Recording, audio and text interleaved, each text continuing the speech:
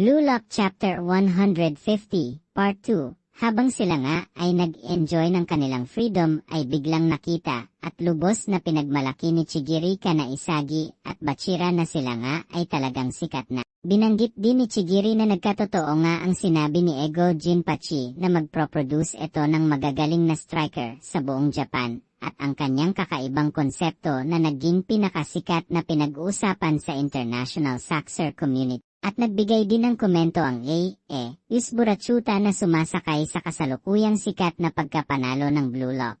At dahil biglang na-excite at umapoy ang mga puso ng tatlo, habang sinasabi sa isa't isa na talagang may nagawang silang kakaiba at kamangha-mangha simula nung pumasok sila sa Blue Lock facility. At nagkita-kita din ang iba pa nilang mga kakampi na magkakasamang nagbobonding at sinabing total nanto na din naman tayo ay sama-sama na tayong magbonding. At pinuntahan nila sa Nagi dahil nagchat ito kay Isagi na may nadaanan itong arcade at di na makakapunta.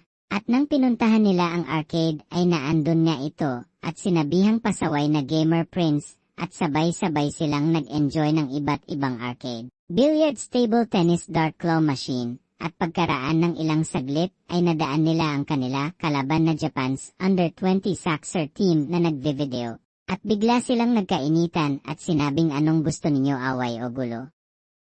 At patuloy nga ang kanilang laban, ngunit hindi sa larong soccer, kundi sa larong bowling. At hindi pa nga nakakapag-check-in ay makikita na sa kanila na umaapoy na sa galit na talunin ang isa't isa. At bigla nga nilang nakita ang hari at walang iba kundi si Baro. Follow for Chapter 151.